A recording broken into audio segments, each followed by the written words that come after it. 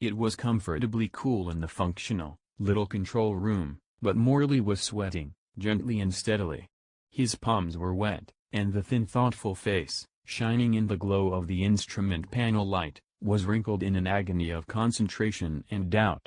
He was trying to choose between the Scylla of waking Madsen with a corollary of biting contempt involved, and the Charybdis of attempting to land single-handed on Japetus, less than 500 miles below. Neither course was appealing. For the 100th time he pondered miserably over the sad condition of what had been a reasonably well-ordered existence.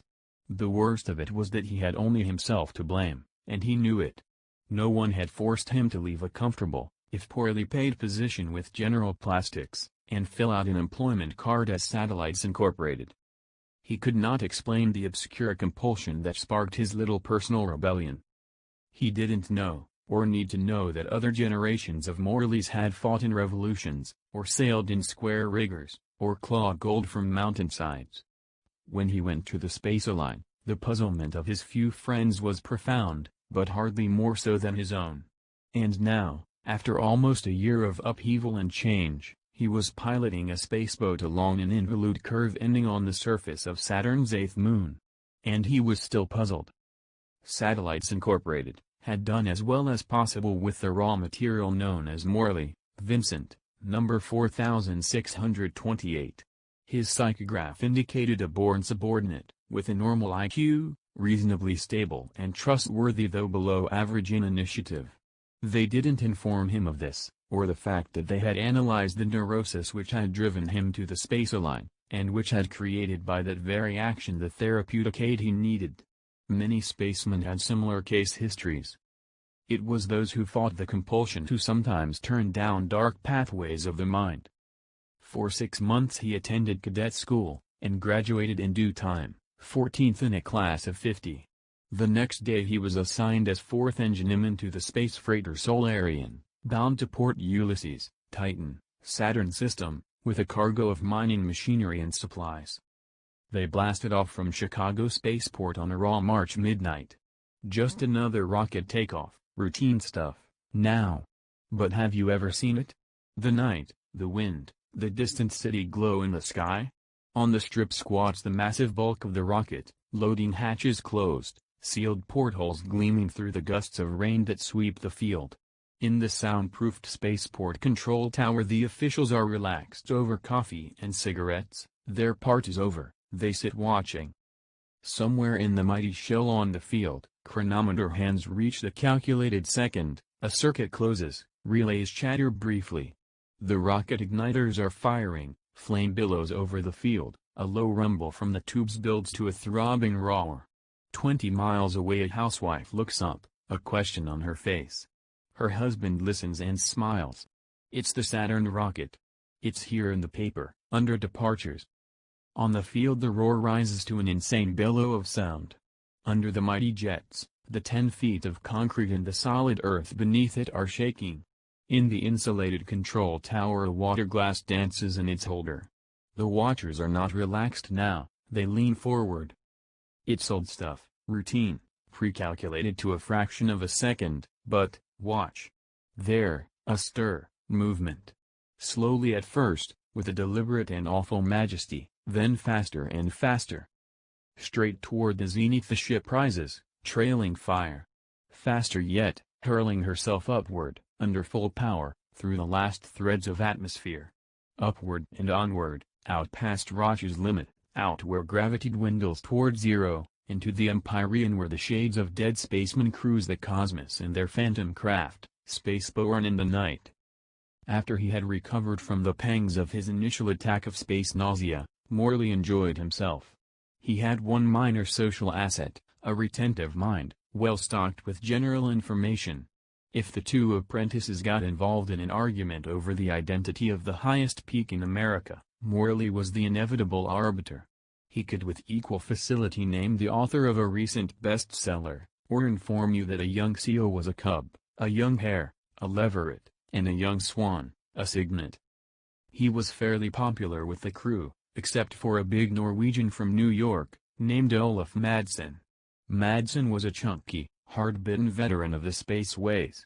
Round-faced, Deceptively soft-spoken, he had a penchant for practical jokes, and a flair for biting sarcasm which found full expression in the presence of any first tripper. He made the life of any apprentice miserable, and finished the last 2 weeks of one trip in the brig for panicking an entire crew by painting his face to resemble the onset of Martian blue fever. Morley considered him an oaf, and he considered Morley a human filing cabinet with a weak stomach. A little notice on the bulletin board was Morley's first inkling that his safe, secure routine was on the verge of mutating into something frighteningly unpredictable. All personnel not on duty will report to the recreation room at 1900 hours, solar time, to draw for side trip partners and destinations, it read. He buttonholed the crew messman. "What's all this about side trips, Oscar?" Roly-poly Oscar looked at him incredulously. "The layover trips. The time killer. On the level, don't you know?" Morley shook his head. "Well," Oscar told him, "we leave Earth shortly before Saturn is in opposition. They figure on the shortest possible run, which takes 3 months. If we discharge and start right back, the round trip would take about 6 months. That's fine, except that the synodic period for Earth and Saturn, hey, you know what I'm talking about?" Morley admitted his ignorance, vaguely annoyed at the fact that for once he was the humble seeker for information, and someone else was being professorial. Oscar grinned. "And you studied astrogation.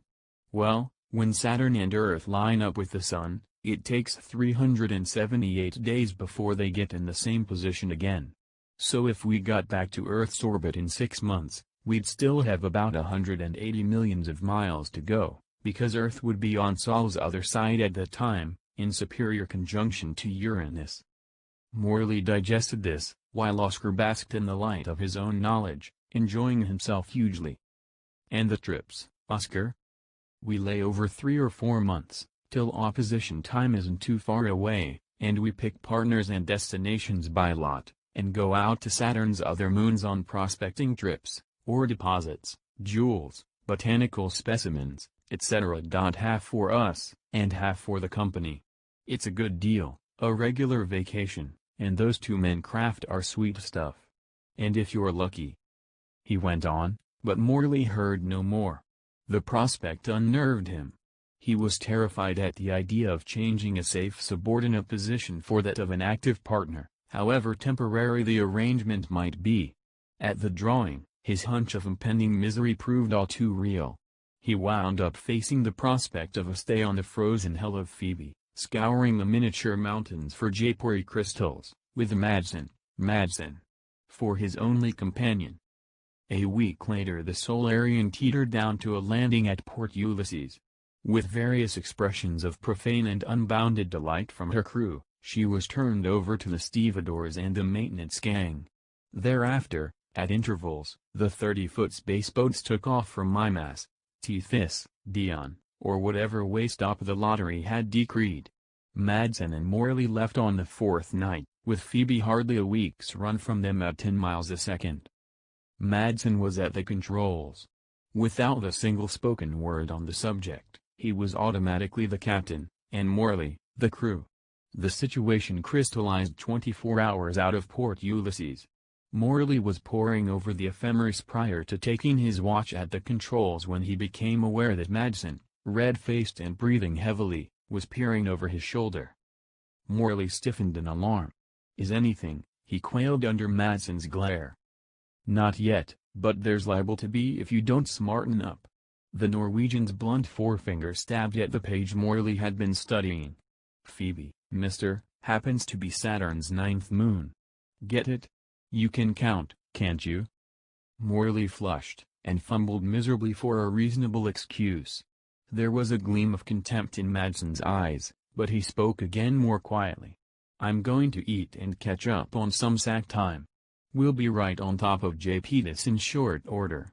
It's a known fact that the moon won't move over if you fly at it, so you better wake me up to handle the compensating." He disappeared into the tiny galley, but his words were still audible. "It's an awful long walk back, chum, if anybody pulls a bull." Morley swung himself into the pilot's seat, too numb with humiliation to answer. Almost an hour passed before he started the regulation checkup required by the space code of any ship passing within 100,000 miles of a planet or major satellite. Every guardian needle stood in its normal place with one exception. The craft had been running on the port fuel tanks, depleting them to the point where it seemed wise to trim ship. Morley opened the valve, touched the fuel pump switch and waited. Nothing happened. He watched the needles incredulously. The pump? He jabbed the switch, once, twice. Nothing. He leaned forward and rapped the starboard gauge with his knuckles, sharply. The needle swung from full to empty. Morley felt faint as realization hit him. The starboard gauge had stuck at full, and had been unreported. The tank had not been serviced in port, owing to the faulty reading and a mechanic's carelessness. They had about 2 hours fuel. Even to Morley, it was obvious that there was one thing only to do, land on Japetus, looming up larger in the viewplate with each passing moment. He checked the distance rapidly, punched the calculator, and put the ship in the designated orbit. He wanted to handle the landing himself, but the thought of the final few ticklish moments chilled him. So did the thought of waking Madsen, and asking him to take over. And it was then, at the intersection of two courses formed by an infinity of variables, that two objects arrived in the same millisecond of time. 8 ounces of nickel iron smashed into the stern of Spaceboat 6, ripped a path of ruin through her entire length, and went out through the 2-inch glass of her bow, before Morley could turn his head. He was aware, in a strange dreamlike way, of actuating the midship's airtight door, of the hiss of air as the little aneroid automatically opened valves to compensate for the drop in pressure, and of Madsen leaping into the control room and slapping a Johnson patch over the hole in the bow. Madsen was white but composed. "We can slow her down but we can't land her. Get suits while I take over. We'll ride as far as we can, and walk the rest of the way." He fought with the controls, as Morley, still bemused, obeyed. At 2,500 feet they bailed out, and floating down seconds later, watched Spaceboat 6 crash into a low wooded hill. And when they landed, and inspected the wreckage, it was some minutes before either spoke. It was obvious at a glance that Spaceboat 6 was ready for the boneyard, had there been one around. The ship, under the few automatic controls that were still functioning, had sliced in at a 30-degree angle, plowed a short distance through a growth of slim, poplar-like trees, and then crumpled completely against an outcropping granite ledge. Finally Morley gulped audibly, and Madsen laughed. "Well, mastermind, any suggestions that might help us? Any little pearls of wisdom from the great brain?" "Just one," Morley answered. "Head for the equator, and try to find a DD correct. If we last that long, let's salvage what we can out of this junk and shove off." Morley cleared his throat diffidently. "There are a few pieces of equipment we should take along, for, emergencies." His voice trailed off miserably under Madsen's basilisk stare. "Listen, Morley, once and for all. We're lugging essentials and that's all. Any extra weight is out. But, listen." Madsen ignored the interruption, and cut loose with one last broadside. "Save your breath. It's bad enough being saddled with a useless little squirt like you, without being made into a pack mule unnecessarily. 2. He climbed into a gaping hole in the bow. Morley followed, humiliated but still thinking hard. "Catalog it," he told himself. "Remember everything." The distress depots, or DDs, as spacemen called them, were studded on every frontier world, usually on the equator.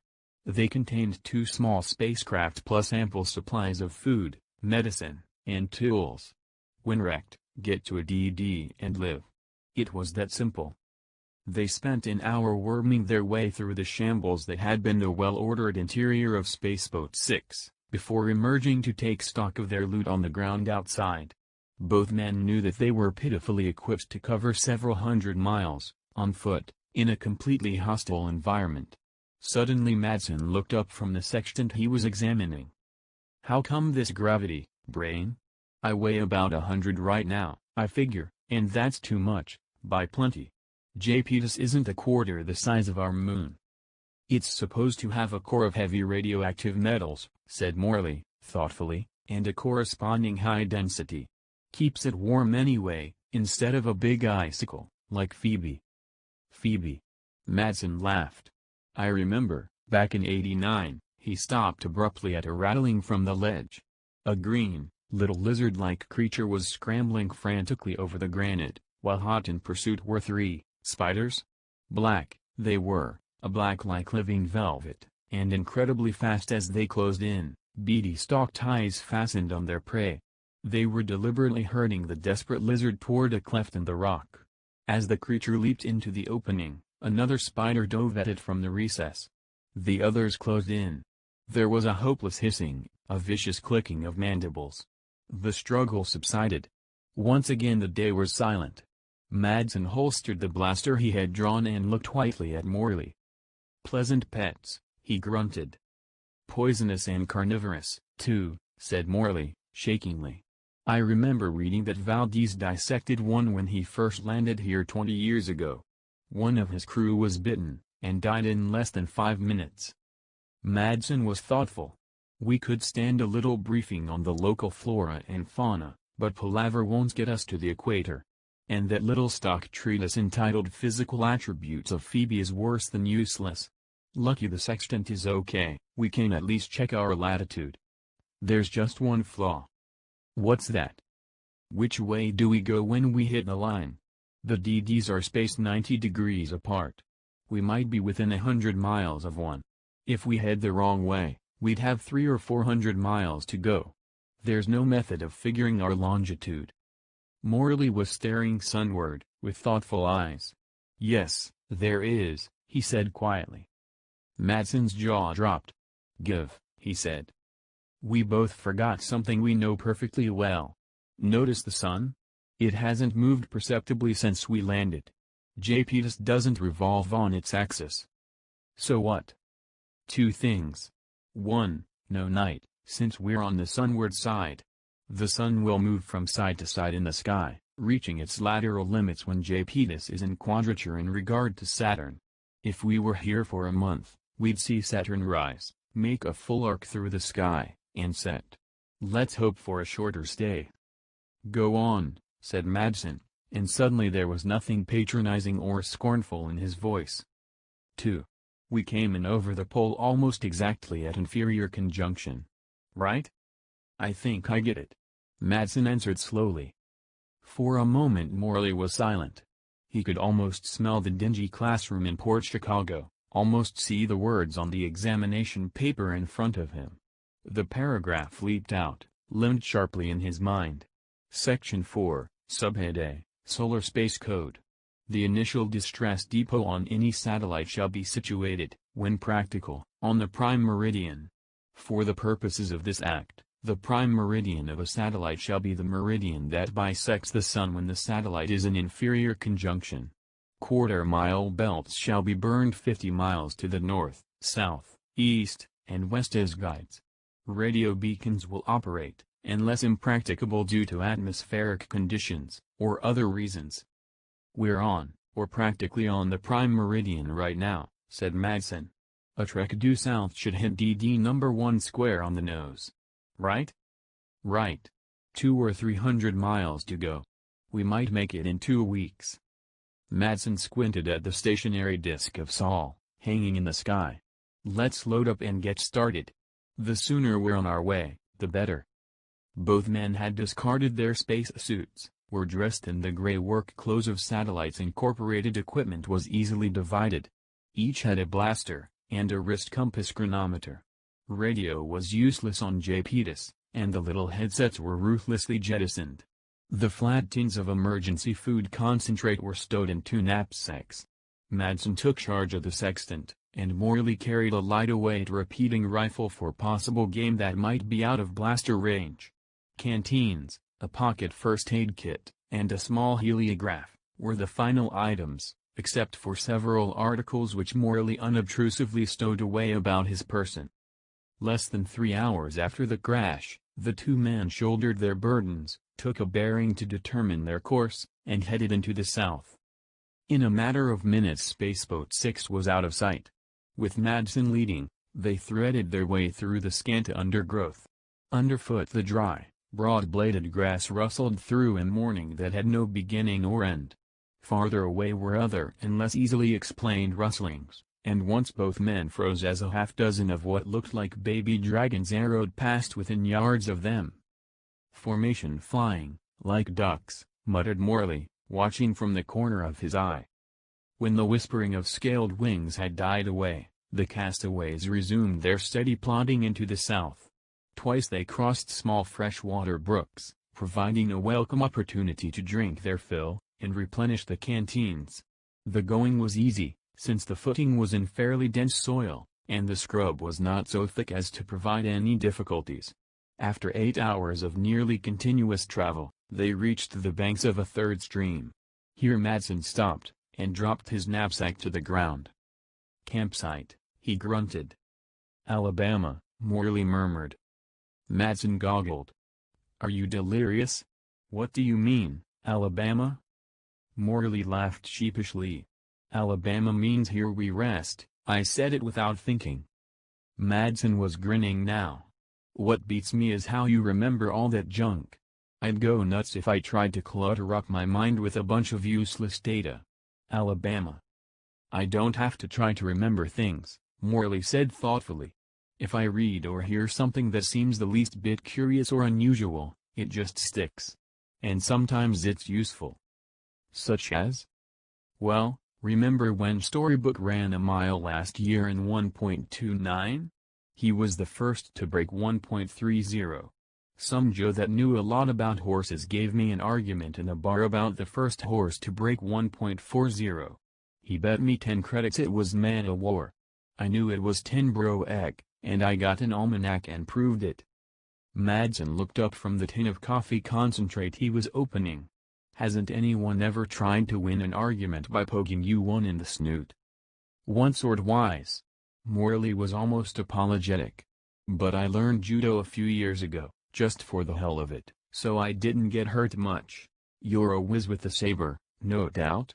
said Madsen dryly. "No. I tried swordplay for a while, but gave it up. It's a little too, primitive for my tastes." "Primitive?" Madsen glanced around at the alien scene and nearly choked. "I'm crossing my fingers, but what would you do if some carnivore, or a gang of those spiders suddenly appeared and started for us with evil intentions?" "I think I'd run," said Morley simply. It was pretty dull at General Plastic, but at least the comptometers weren't man-eating. Madsen blinked, and seeming to find expression difficult, forbore to answer. They ate, and relaxed on the soft sod, lulled almost into a feeling of security. Not being foolhardy, however, they slept in 6-hour shifts. Morley stood the first watch, and slept the second. When he awoke, Madsen was tensely examining a ration tin. Jarred into instant alertness by a feeling of urgency and alarm, Morley leaped to his feet. "Something wrong?"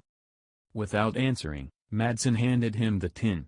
It was pockmarked with inch-wide patches of metallic gray fungus, from several of which liquid was seeping. There was a sharp odor of decay.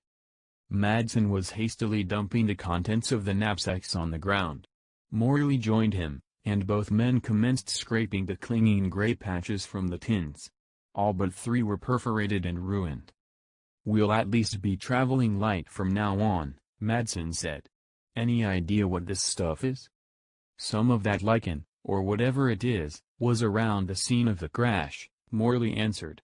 "The stuff must have an affinity for tin, probably secretes some acid that dissolves it. Only trouble is, it goes through thin steel too." Madsen commenced repacking their effects. "From now on, laddie, keep your eyes peeled for game, and if you see any, use that rifle. If we don't knock down some meat, and soon, we aren't going to make it. Might as well realize it right now." "Were you ever wrecked before, Madsen?" "Once, on Venus. Cartographic expedition." "What happened?" "Tubes blew and we made a forced landing. Wound up sitting in the middle of a pile of high-grade scrap." "What did you do then?" Madsen shouldered his knapsack and smiled condescendingly. "Not a thing, Mr. Fix-It. We didn't have to. Since I seem to have accidentally stumbled on something new and strange to you, Add this to your files. It's usual on cartographic trips of any length, for one ship to go out, while another stays at a temporary base, and keeps in constant directional radio contact. If anything happens, they come a-running. Makes it fine for us uninformed common people. Oh. Of course, this is somewhat different.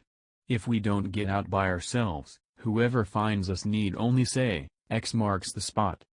Morley didn't bother answering. No comment was necessary.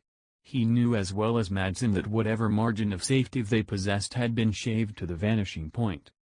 They made 20 miles in a forced march, slept, ate, and then traveled again. The stunted forest grew thinner, and occasionally they crossed open spaces acres in extent. Twice they saw, in the distance, animals resembling terrestrial deer, and on the second occasion Morley tried a fruitless shot. They slept and ate again, and now the last of the rations were gone. They went on. As they made southing, the dull sun crept higher in the sky by infinitesimal degrees. Now the going became tougher. Patches of evil-looking muskeg began to appear in the scrub, and the stunted trees themselves gradually gave way to 6-foot ferns. There were occasional signs that some creature had been foraging on the lush growth. When they found fresh tracks in the soft footing, Morley unlimbered the rifle, and the two men trod more softly. By the time either would have cheerfully made a meal on one of the miniature flying dragons, alive and kicking, and the thought of a juicy steak from some local herbivore was as soul-stirring as the sight of Mecca to a true believer. Both men whirled at a sudden crashing on their left. Something like a large splay-footed kangaroo broke cover, and went loping away, clearing the fern tops at every bound. In one motion Morley whipped up the rifle and fired. There was an ear-splitting report, the leaper kept right on going, under forced draft, and the two castaways stared in consternation at a rifle that resembled a bundle of metallic macaroni more than it did a firearm. Madsen spoke first. "You probably got some mud in the barrel when we stopped last time," he accused. "Look at us now." Morley started to mumble an apology, but Madsen cut him short. "Look at us now," he repeated, with all stops out. "It was bad before, now it's practically hopeless. Our only long-range gun. What do we do now if we do find game? Dig pits for it." If a man can be said to slink without changing his position, Morley slunk. Madsen continued, double fortissimo. "A kid of 10 knows enough to keep a gun clean, but you, Mr. Unabridged Webster in the flesh." He stopped, temporarily out of breath. Morley regarded him abjectly, and suddenly Madsen began to feel a little ashamed. After all, the fellow had figured out that business about the meridian. "No use in having any post-mortems," he said, with fine logic. "Throw that junk away. It's that much less to carry, anyway." 2 hours later, they plodded wearily through the last of the swamp onto higher ground. The two haggard, muddied figures that threw themselves on the dry soil to rest bore little resemblance to the men who had parachuted from Spaceboat 670 2 hours before. The slope on which they rested was tufted with small bushes. One particular type with narrow dark green leaves bore clusters of fruit like small plums, which Madsen eyed speculatively. "Do we risk it?" he asked. "Might as well." Morley was completely unaware that he had just accepted the responsibility for making a decision. "We can't afford not to risk it," he said, adding, with little show of enthusiasm, "I'll be the guinea pig." "Take it easy, chum," Madsen countered. "We'll match for it." They matched and Morley called it wrong. He plucked a sample of the fruit and stood regarding it like some bewhiskered little Jack Horner. Finally he broke the thin skin with his thumbnail and gingerly conveyed a couple of drops of juice to his tongue. The taste was simultaneously oily and faintly sweet, and after a short wait he essayed a fair-sized bite. Madsen was about to follow suit, when Morley motioned him to wait. The next second he was rolling on the ground, coughing and choking, while Madsen tried grimly to feed him water from a canteen. It was no use. The throat tissues became swollen and inflamed in seconds, to the point of agony, and swallowing was totally impossible. To this was shortly added an overpowering nausea. When the retching finally stopped, Morley tried to speak, but in vain. Even the effort meant waves of pain. Madsen watched helplessly, and when the spasms of choking finally stopped, spoke gently. "We'll be camping right here for a while, looks like. Try to get some sleep if it slacks off any. You'll be okay in a while." His doubts were hidden, and Morley thanked him with his eyes. 3. As the hours dragged on, Madsen sat quietly on guard, while the sick man tossed in uneasy slumber. The eternal day was comfortably warm, and eventually the watcher closed his eyes. Just for a moment, he thought drowsily, just for a nap. Head pillowed on his arm, he slept. The alien hillside was very quiet. He slept, dreaming of the long trip home, of Port Chicago, of beer, and girls, and a fistful of credits. When Madsen awoke, he knew instantly that something was out of key, that some subtle change in the surroundings had triggered a warning bell in his subconscious. Without any sudden move, he cast an all-inclusive glance over the surrounding terrain. Morley still slept, and the scene seemed unchanged. But no. Wait. There on the fitful breeze that had sprung up, that faint sweetish smell. He sniffed, facing upwind. What the devil was it? Frowning, he stared toward the crest of the hill. There was one tree, a few rods away, that seemed different from the others. Larger, and the branches were whip-like, drooping. It looked vaguely like a weeping willow on earth. Madsen started toward it, walking softly. As he drew nearer, the scent became stronger, and now he recognized it. Carrion. It was coming from the tree, and he was able to see the source. The corpses of 2 or 3 scaled green lizards, and one of the loopers from the fern forest. The drooping limbs of the tree moved undulantly in the breeze, almost as if they possessed an awareness of his approach, and he noticed that they were armed with 2-inch thorns. He was very close now. He took another step, and then, without warning, every nerve and muscle seemed to twist and contract violently. Blacking out between 2 breaths, he still realized what had happened.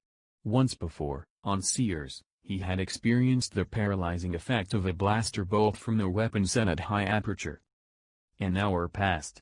Deep down in the blackness, in the solid dark, some wisp of consciousness stirred and quickened. It quested, as the black became gray. It flowered into life, ego once again, suddenly aware of the pale warm sunlight, and an intolerable aching. He looked up at Morley and cursed. "Why did you do it?" "Had to." Morley's voice was a harsh whisper. "You'd have been a goner in another step or two, and I couldn't yell. That tree is deadly." "So that's it." A pause. "If you don't mind my asking, how did you know?" "Remembered it from a picture in Valdez's book, when I saw you walking into that thing. Watch this." He picked up a chunk of shale, and lobbed it into the tree. The reaction was violent and immediate. The formerly quiescent limbs whipped sinuously through the air, their thorny armament glinting in the light. Madsen felt the back of his neck tingle at the hiss of their passage. Dozens of black, hornet-like insects took wing, and buzzed angrily and aimlessly around until the agitated motion subsided and the tree sank slowly into its former somnolence. "How does it work?" asked Madsen. "The thorns, they're almost instantly lethal. Notice those wasps, or whatever they are?" "Yeah." "Well, they live in those trees, and pollinate them. They lay eggs and the game that the tree polishes off. When the larvae graduate and get their wings, they make a brief nuptial flight, and set up housekeeping in a similar tree. Other insects stay away. It's a beautiful case of highly specialized symbiosis." "Funny, eh?"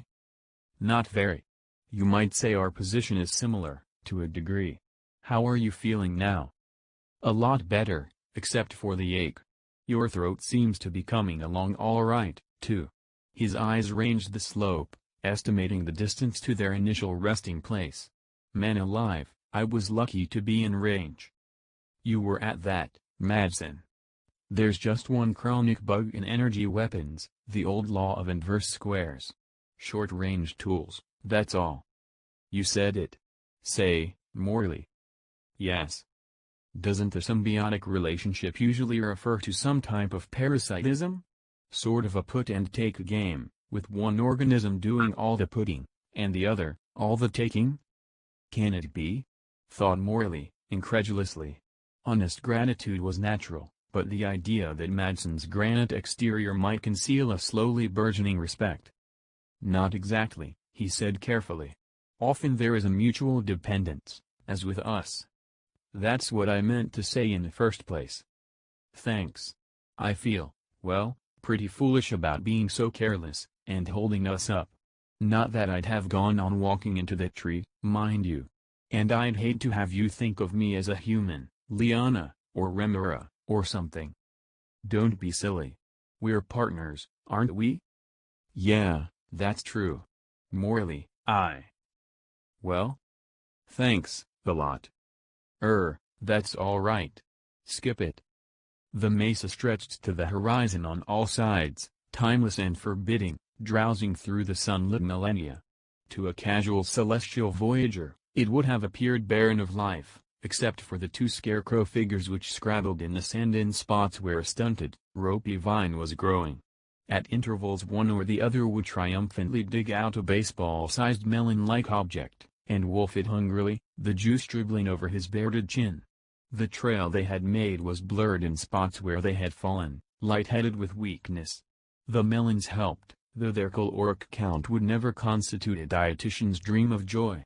They were food, of a sort, and more important, water.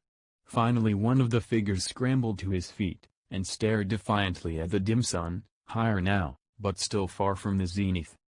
Let's get going, said Morley thickly. The two men shambled silently through the knee-high grass and dwarf trees of the savannah. They didn't feel particularly hungry anymore. There was only a vaguely irritating condition of lassitude, and dizziness, and an annoying tendency of the knees to buckle uncontrollably without the slightest warning. They plodded on, weaving uncertainly from time to time. There was game here, creatures like antelope, but they maddeningly stayed well out of blaster range. Madsen had discarded everything but his pack, while Morley's weapon still hung at his hip. With seemingly irrational stubbornness, he also clung to the impedimenta he had picked up at the wreck, despite Madsen's petulant remarks about excess weight. It seemed to Morley as if they had been traveling forever through some grassy Gehenna. It grew harder and harder for him to think in logical sequence. When he climbed painfully to his feet after a fall, he had to fight back a sudden overwhelming urge to burst into babyish tears. Madsen hardly ever fell down. It didn't seem fair, and he wished bitterly that he were more like Madsen. Still he fought on without knowing why. Another step, and another, and 1,000 more, each one an individual effort to which he forced his failing muscles.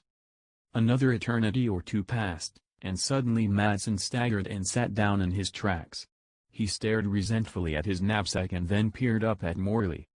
We've still got 4 of those melon things. If we eat them now, we won't have to carry them. How about it? He mumbled.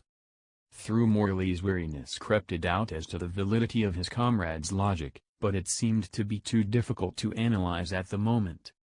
They ate the scanty meal in silence, and rested for an hour, half comatose. Then, somewhat refreshed, Morley levered himself slowly erect. He stirred Madsen with his toe. Up and at 'em, chum. Madsen blinked at him and started to rise. He was on one knee, when suddenly, he turned his head in a listening attitude.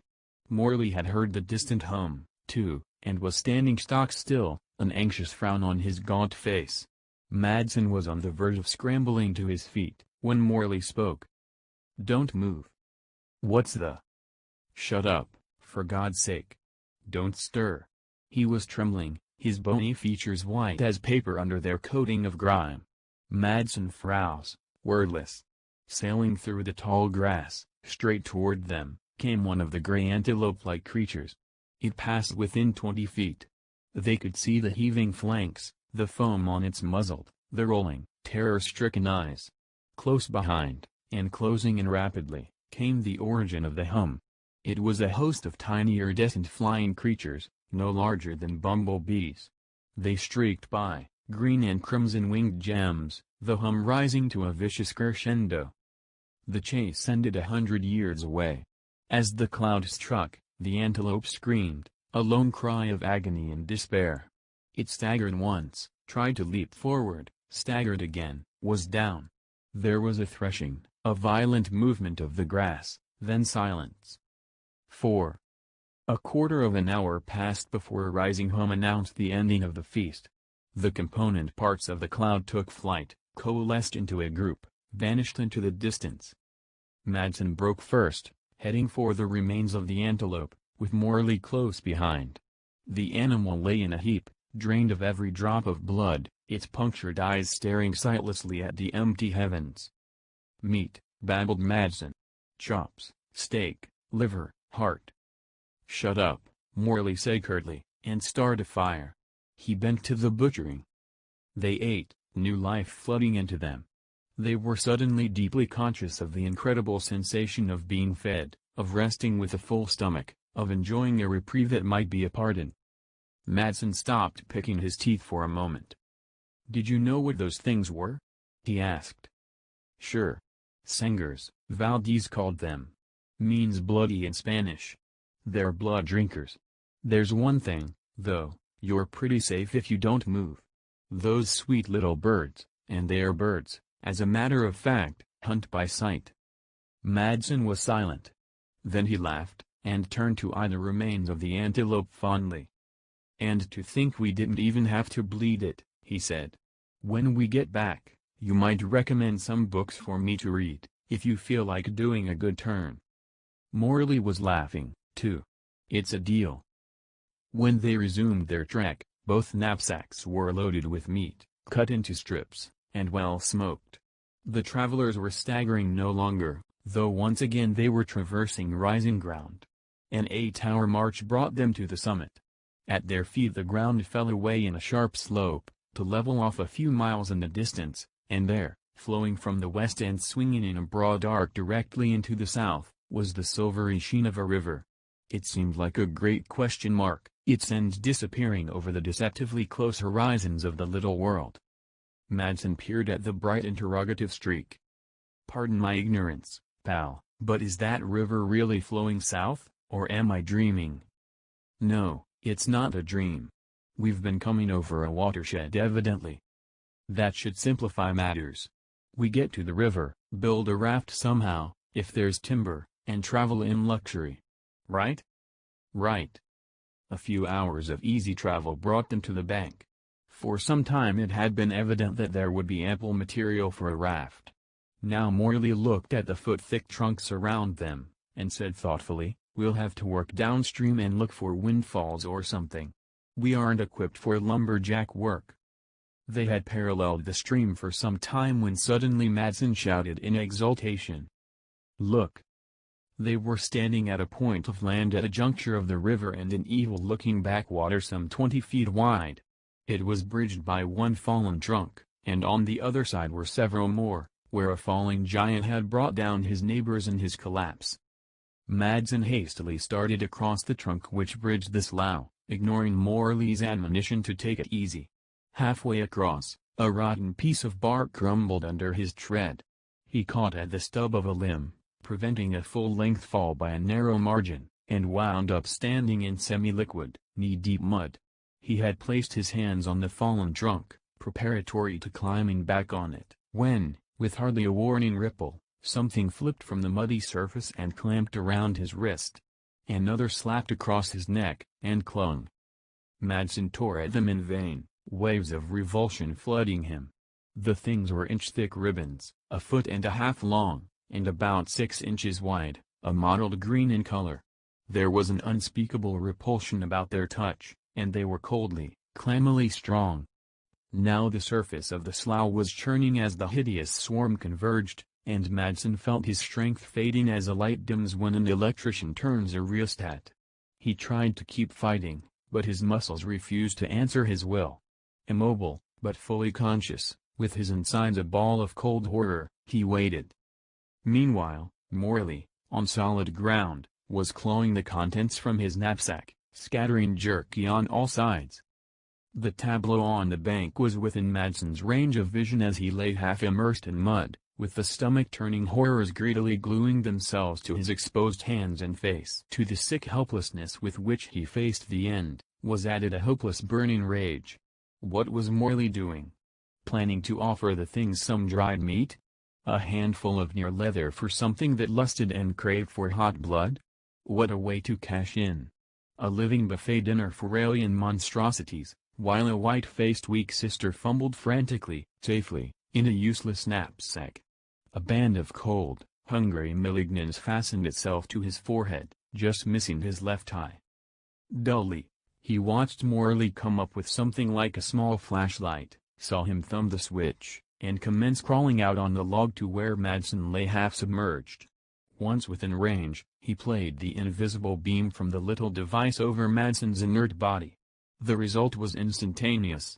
The giant leeches relaxed their grip and disappeared under the mud with startling rapidity. Morley retched at a glimpse of a sucker-lined underbelly. Then he hooked his weapon on his belt and dragged Madsen to dry land. The victim's frantic eyes showed he was obviously conscious, though unable to move or speak. Morley promptly launched into a reassuring monologue. "Don't worry, you'll be okay in a few hours. Those things temporarily short-circuit the nervous energy of their prey in some manner. They call them sanguijuga, means bloodsucker. They're sensitive only to strong ultraviolet, like a lot of extraterrestrial life." He removed the little projector from his belt. "That's why I've been lugging this airlock disinfector all the way. I had a hunch it might come in handy. And look." He unbuttoned his shirt, exposing a length of thin cord coiled around his waist. "I wasn't going to show you this, but now we can use it for lashings for the raft we're going to build as soon as you're better." "Even a rope," said Madsen slowly. He articulated with difficulty, his nerves tingling with returning life. 48 hours later they were far to the south, floating down the nameless river on their improvised raft. There was no feeling of captain and crew, now. Just two men, fighting together. And winning. The sextant had long since been discarded, and both men were staring at a rickety tripod, from which a button was suspended by a piece of raveled thread. The shadow it cast was a dark dot. Madsen spoke first. "You're quite a gadgeteer, aren't you? It's simple, at that. The closer we are to the equator, the higher the sun, and the shorter the shadow. Voila!" Morley laughed and stretched. The change in equilibrium set the little pendulum to swinging gently, and he watched it intently as the motion slowly ceased. "It's been that way for hours now. We should be nearly there." Madsen scanned the bank. "Any time now, any time." An hour later they saw it. A quarter-mile lane burned through the trees and shrubs, running straight as a string from the horizon to the river, and continuing on the other side. They beached the raft, in case the necessity arose to cross back, and trudged until they came to the first mile marker. They were on the right side. The arrow pointed in the direction they were going, and the enameled sign said, simply, "Japetus DD number 1. 12 meters. 19 kilometers." After a pause, Madsen spoke. "We made it, thanks to what you knew about Japetus. All those little things that added up." "Oh those," said Morley. He hesitated. "Just, odds and ends,